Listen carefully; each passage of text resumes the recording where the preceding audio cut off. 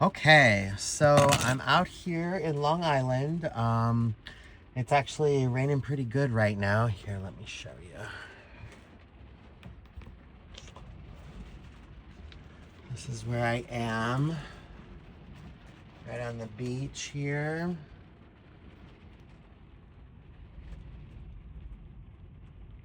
So, okay, I'm gonna try something today. I'm just kind of testing the waters with this. I only have, just a note real quick, I only have access to all of the media that I took on my iPhone. Right now, because I'm in the process of moving, I'm living in the van full time until I secure my new apartment. I don't have access to all of the media that I took on all my other cameras and stuff like that. But so, side note, um, I'm realizing that the first night that I tried to document the protest, I immediately was singled out and attacked and called a pedophile and all these different things for taking photos of the protest. So the second night that I went, I only had my phone because I was trying to stay under the radar. I didn't want the same thing to happen to me again, because they were even putting, by the end of the first night, they were just putting an umbrella in front of my camera and they wouldn't let me take pictures of anything, while about 15 of them were surrounding me, threatening me with violence, trying to get me to back off, calling me, accusing me of being a pedophile and all that kind of stuff. So the second night in the protest, I only took my phone because I didn't want to be singled out, and I was trying to kind of remain under the radar and on the edge of things and to try and blend in a little bit. I think having a camera in my hand kind of made me a target. So the second night, I only used my phone. So actually, this works out better. Okay. Today, I wanted to talk to you guys about something that happened to me in Portland, Oregon in 2020. So here's a little background. In 2020, I was documenting the shutdown both in New York for 6 months, the first 6 months of 2020, and then I hit the road and I was on the road traveling across the country for 6 months, documenting everything that I was experiencing around the country and everything that I saw. So that whole thing was turning into a project that I'm calling America 2020, the reality of the end of the world as we knew it, because I think no matter who you talk to, we can all say that everything changed in 2020. The way we do things now, the way we interact with people, the way things are done, everything has been altered by what happened in 2020. So that's where that title comes from. I was recently talking about this experience with a friend of mine, and I decided that what I'm going to do is make this video and I'm going to tell this story, this one specific story. A lot of things happened to me while I was in Portland, Oregon. It was kind of like a war zone while I was there. People were getting killed. It was intense. It was one of the more intense things I've experienced. But today, what I'm going to talk to you about is something that was just one element of my time in Portland. So, and this goes into the paranormal aspect of things. So, I guess we'll just go ahead and get into it. All of the protests and everything were centered around this one park in downtown Portland that was across the street from the courthouse.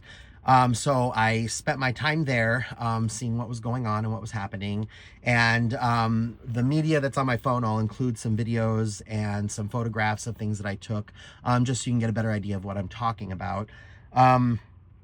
So the second night I was there, things got really crazy. So it just so happened that in that second night, they were doing BLM protests in front, and it got pretty intense. I saw people throwing milk on white people's cars as they were driving by.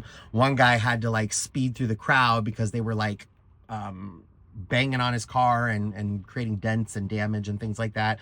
I saw people burning American flags, all kinds of crazy stuff. So that protest, that specific night, was very interesting to me on the paranormal level, and this is what I'll get into. So there was definitely hundreds of people there. There was a lot of people going on and a lot of very angry people. And as I was walking through the crowd documenting things, it got darker and darker. This all was pretty much happening after 9 p.m. So it was dark when all of this was going on.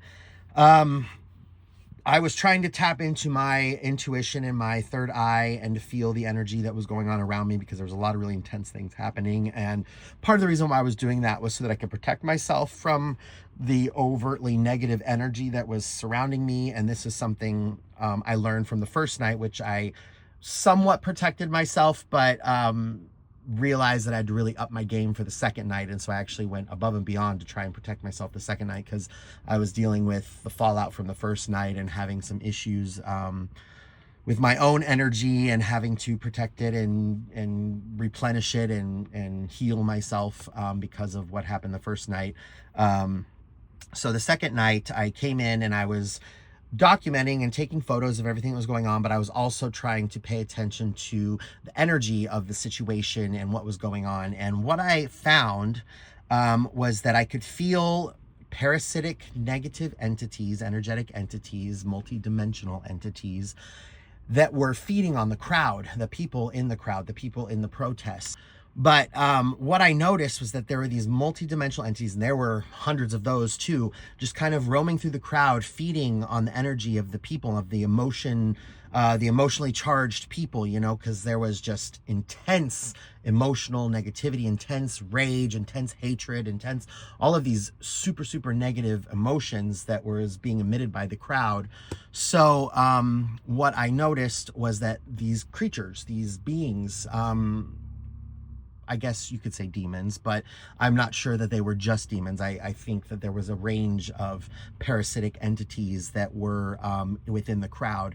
And I could feel them moving in and around, and I could feel them attacking me. I started having strong pains in my lower back and in my middle back, mostly my back. And I noticed this actually too when I was documenting the BLM protests in New York City earlier in the year.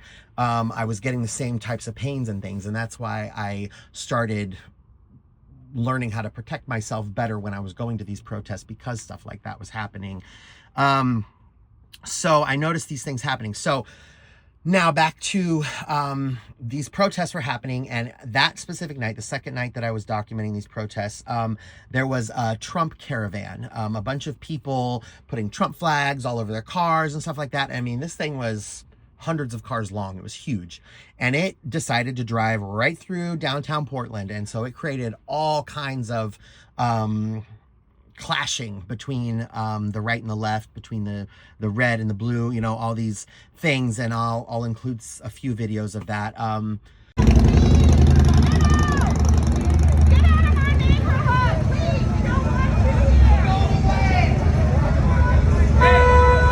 So during that period of time, a BLM protester ended up shooting and killing a Trumper, I guess is what we'll call him. So that happened about a block or two from where I was. And I guess because the Trump rally was going through downtown Portland, there were some right-wing activists that were also there doing their thing. And one of them, and I can't remember his name exactly, but one of them, who is pretty well known, got spotted in the crowd. And so all of a sudden, this whole BLM protest that was staying in the park in front of the courthouse suddenly mobilized and started chasing this guy. And they wanted blood. Like, they were chasing him. At points I was running to try and keep up with these people. And because I noticed all of these entities that were roaming through the crowd, I started saying prayers and protections for the whole protest. You know, in the name of St. Michael and his infinite army, I protect these people. These people are protected. These people are safe. And I just kept repeating that, sometimes out loud and sometimes in my mind, depending on what was going on around me. And I just kept repeating it for about 45 minutes as I was following this protest, as they were chasing this alt-right wing guy, activist guy, and they ended up chasing him into a gas station. And there were innocent people in the gas station, people who were just getting gas. Get in there! Get in there! Get him! Get him! Hey, shut the fuck up! Get him! And they ended up barricading him in there, and the windows were all boarded up. Everything in downtown Portland was all boarded up, just like it was in New York at this point. And so the whole rioting protests kind of surrounded this gas station, and they were throwing tear gas in the gas station to try and get him to come out, and they were doing all these things.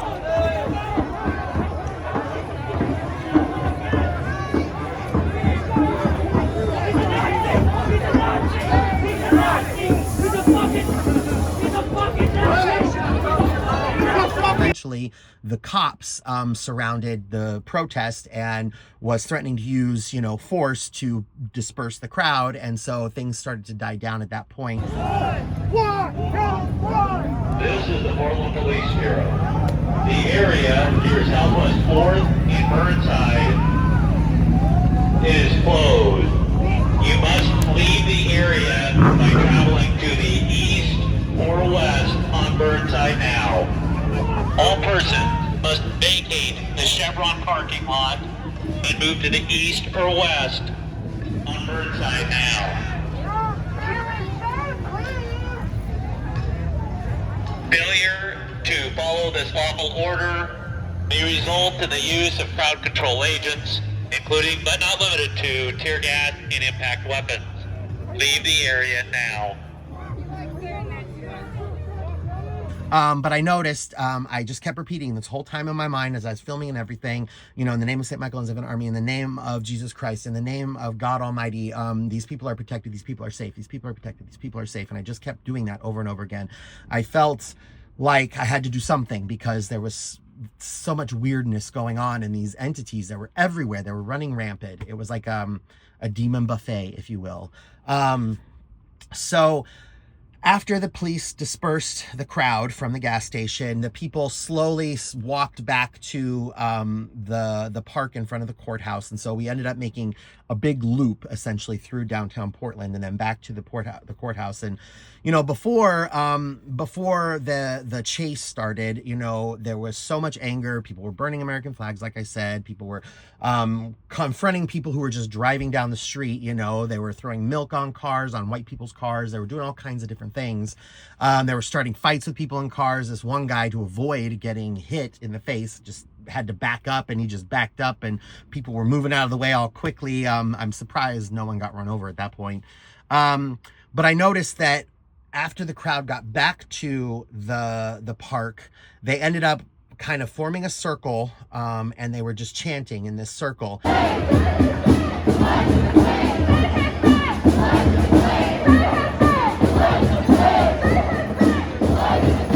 And that stayed that way, and a lot of people had left at that point, so it was maybe half the size at this point, and this was maybe 12 o'clock at night, 11:30 at night, I want to say.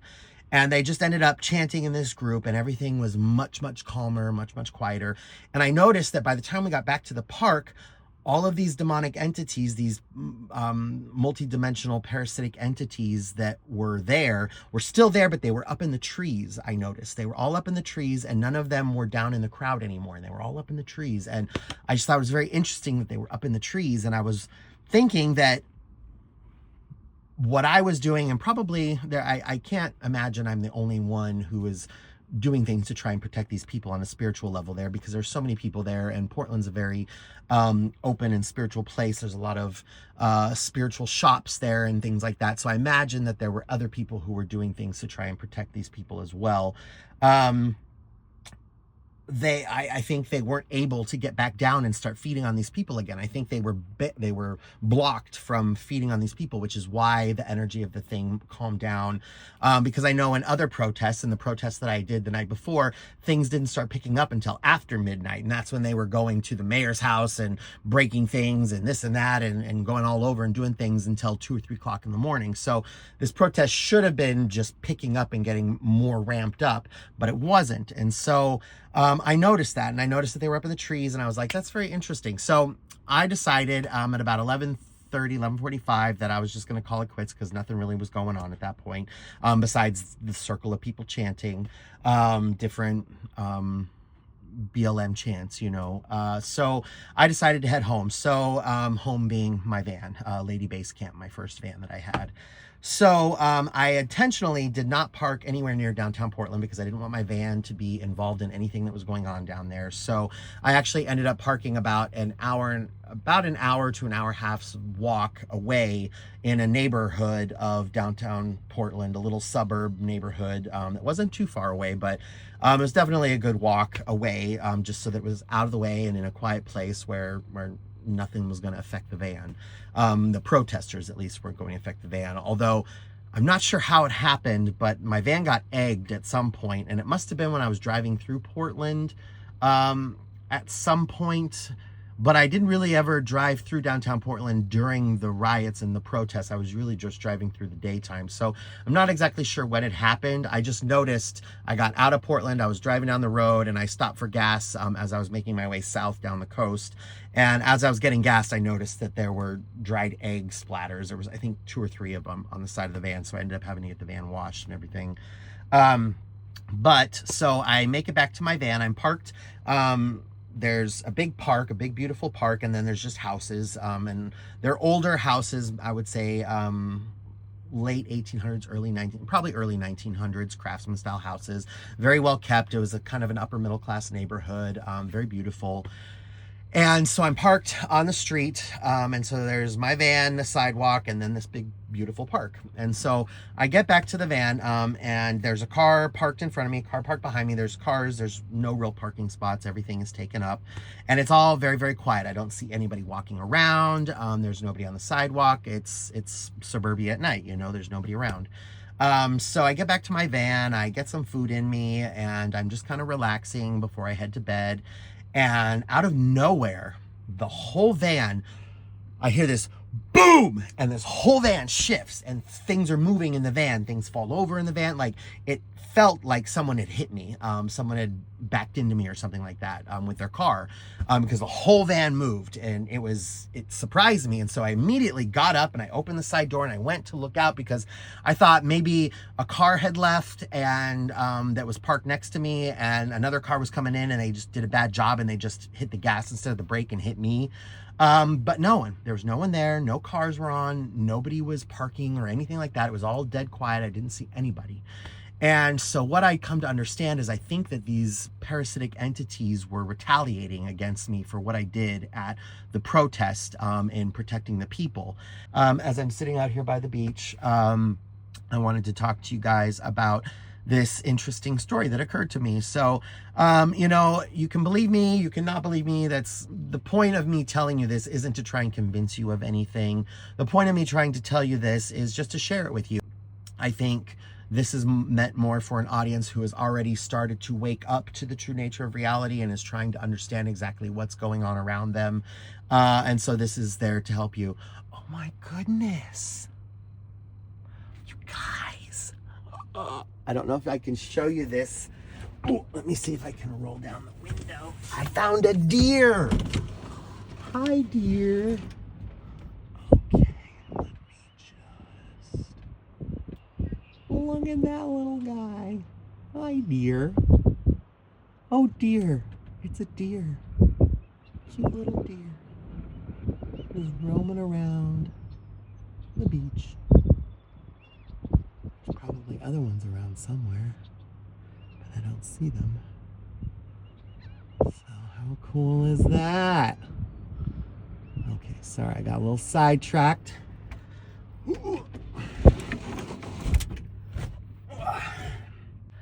Okay, so I guess that's it for today. I hope you enjoyed this video or this story. If you guys have any questions, comments, concerns, as always, feel free to reach out to me or post comments. If you want clarification on things, if there's stuff you don't understand, please just reach out. My purpose in sharing this with you is to help you guys understand things better so that you can do what you need to do to be happy, healthy, and productive. So by all means, feel free to reach out with any kind of anything that you would like to talk about. So thank you for listening, and I will chat with you guys later. Bye-bye. Is it still going? I think it's still going. Okay, let's try this again. Bye-bye.